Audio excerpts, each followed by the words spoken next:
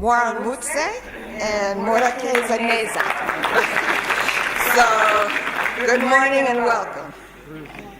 It is my great pleasure to welcome you to this conference and to bring greetings on behalf of Dr. Michelle Howard-Vital, 11th President of Cheyney University of Pennsylvania, the United States' first historically black college, founded 177 years ago in 1837.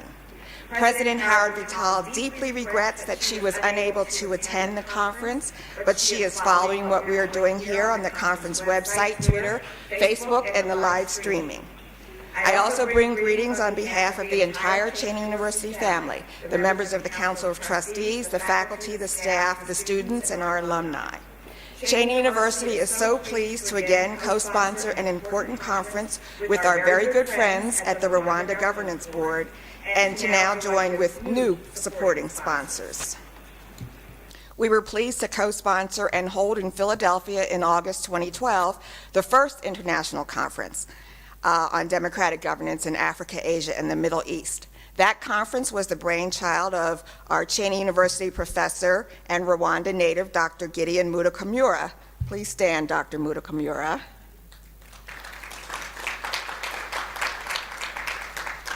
And our friends at RGB. Dr. Mudakamura is also the coordinator of the university's Masters in Public Administration program. Dr. Mudakamura gave birth to this innovative idea of exploring the democratic governance challenges confronting developing countries.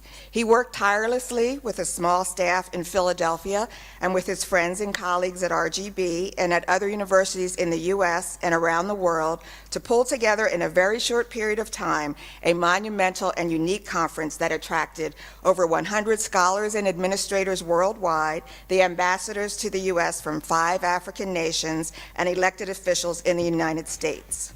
We at Cheyney remain very proud of Dr. Mudakamura and all that he has done to create and strengthen ties between Cheyney and Rwanda in the form of this conference, as well as memorandums of understanding between Cheyney and the RGB, and between Cheyney and our higher education partner in Rwanda, the Institute Polytechnique de Byumba, for our Masters in Public Administration program and our aquaculture and aquaponics program, among others.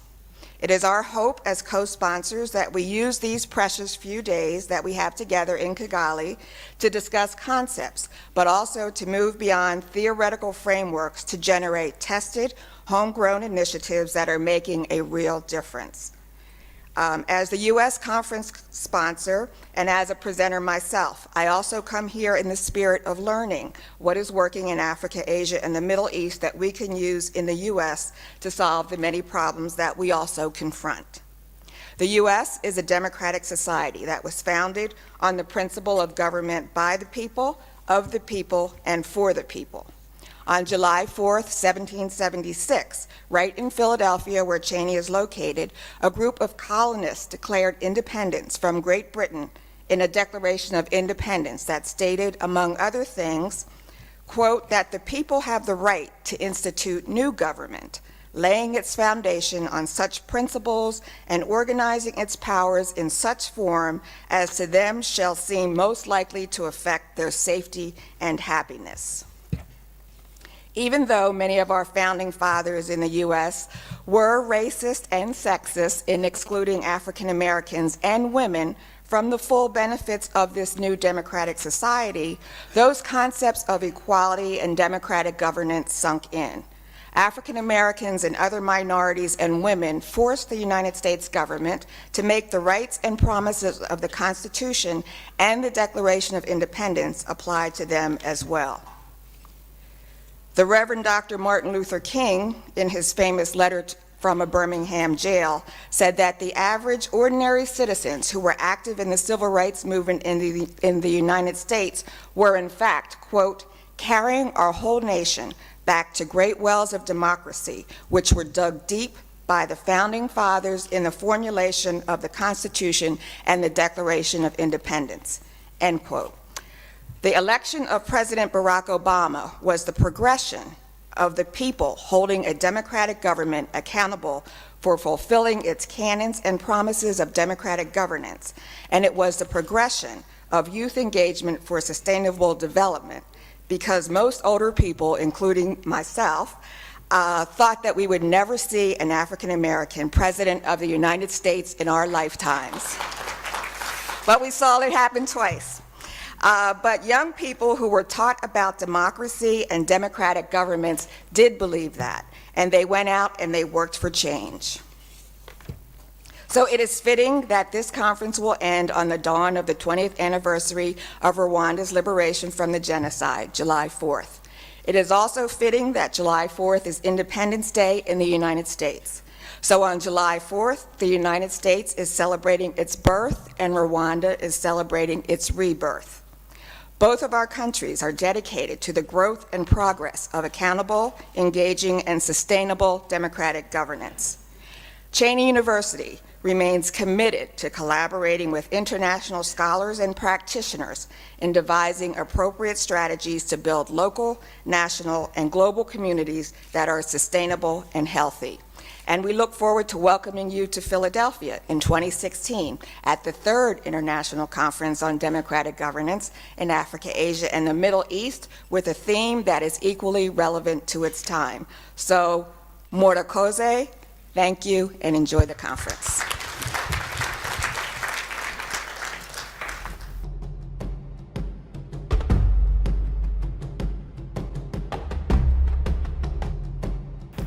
As the ICGLR Center for Democracy and Governance, which is the co-organizer, as my friend Professor Sheilah said, I would like to begin my opening remarks by also welcoming the delegates to Rwanda, because Rwanda is our home. We do feel that we also have a stake, therefore we can welcome you. But we shall welcome you in Kiswahili, the regional language. Karibuni nyinyi nyote. Dr. Frazier welcomed you in Kinyarwanda. Now we welcome you in Kiregional language. So this program of democracy and good governance is what has brought us together. And the regional center's vision, which has been endorsed by the member states and other stakeholders after its operationalization, is that it is an authoritative and autonomous think tank that catalyzes reforms and promotes best practices on complex governance issues in the Great Lakes region. The Great Lakes region really has complex governance issues. We shall not go into them at this juncture. I think during the other sessions, there'll be plenty of opportunity to do that. The mission of the center is to reinforce the capacities of social and political institutions of ICGLR member states in the areas of democracy, good governance, human rights, and civic education. And the center's activities are around operational research, analysis, training, capacity building of relevant institutions in the member states, as well as promoting platforms for dialogue aimed at bringing about positive change in the region. So this is part of our call, and that explains why we are present here. I would like to commend the MOU that we signed with the Rwanda Governance Board, which has brought us together in organizing a number of activities, including the first international conference that he referred to. Our partnership with RGB facilitates implementation of our mission, in particular in terms of promoting sharing experiences and best practices and in the strengthening of democratic governance amongst the ICGLR member states. And in that perspective, one important lesson that we have learned from Rwanda is that with political will, our member states can accelerate their development processes. We are particularly thrilled by the Rwandan approach to development, which is people-centered strategy. And this is what gives us the strength to be able to share best practices with other member states of the region, because we do not have to cite examples from far and abroad, because we are actually capable of doing it within the region.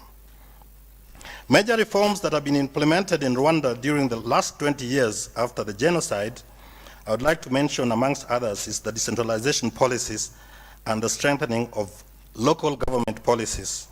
the promotion of public participation in policy development in their communities, and the improvement in business environment. That also includes the ongoing certification process of minerals, the policy against corruption, the support to the participation of women in public policy, which has now become a global benchmark. In brief, the aggressive promotion of a people-centered development process whose results are visible throughout the country. Excellencies, ladies and gentlemen, distinguished guests, the objectives and expected outcomes of our conference are clearly presented in the concept note of the conference. Allow me, however, to highlight the importance of the ICGLR, to the ICGLR of the conference theme, and that is accountability and youth engagement for sustainable development.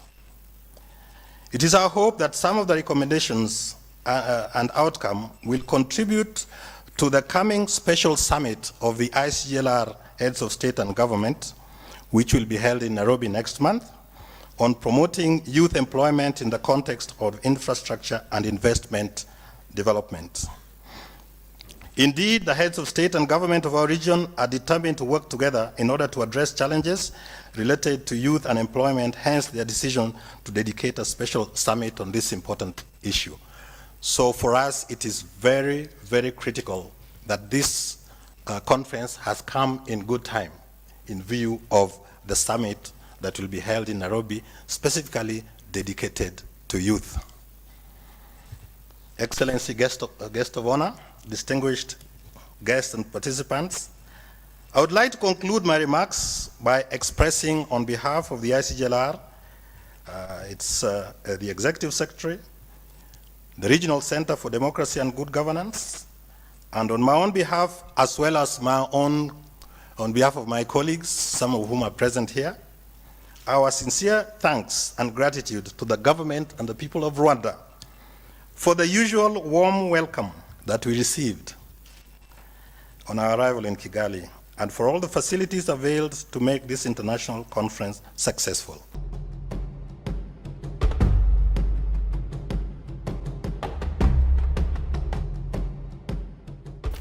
We are also convinced that you have made the right choice in choosing Rwanda as the host for this meeting. And I believe that the previous speaker touched on that, and we believe that this conference is convened at a very opportune time when the global community is taking stock of the progress made towards the Millennium Development Goals, the important work that still has to be done in many parts of the world in the last dash towards the goals before the end of the December 2015 deadline for meeting them, as well as looking forward into the key elements of the post-2015 development agenda. In this regard, one of the major issues that has taken the center stage in the post-2015 development agenda discussions is the importance of having a sustainable development goal focusing on the important nexus between governance and sustainable development. This is undoubtedly in recognition of the fact that development is not only about projects, programs, and policies, but it's also about politics and governance. And getting politics and governance right is a critical prerequisite for inclusive and sustainable development.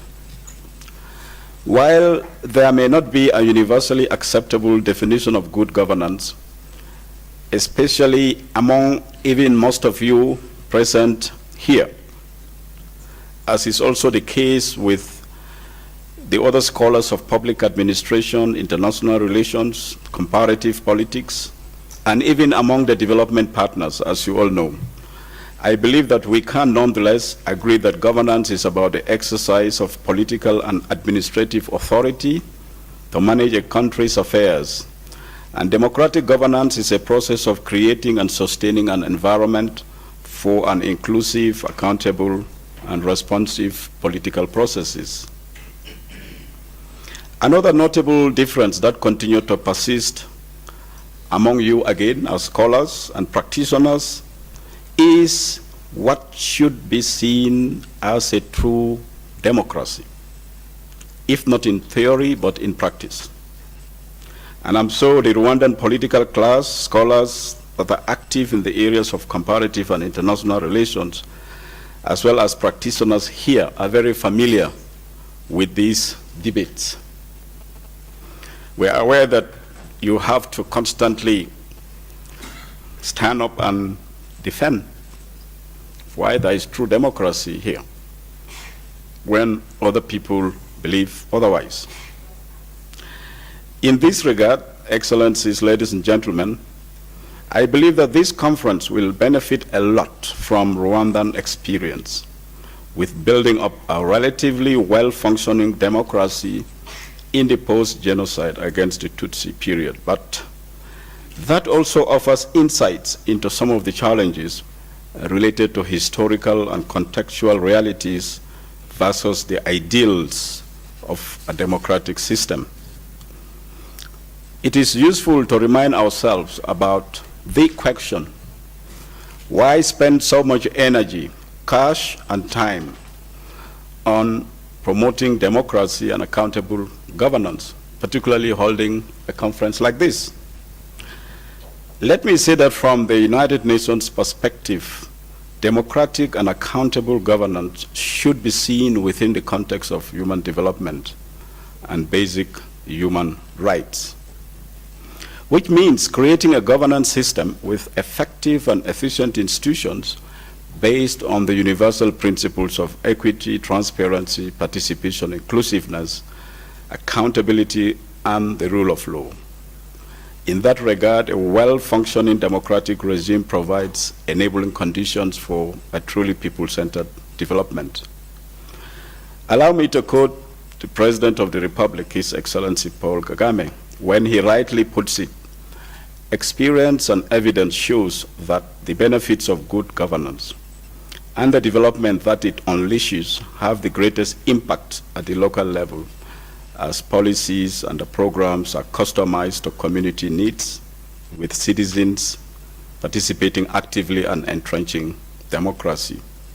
But equally important, apart from the fact that governance is a right in itself, we have seen that most of the conflicts that have affected Africa and other continents could be attributable to poor governance practices and the policies: exclusion, lack of participation for the people, denying of voice to sometimes the majority of the people.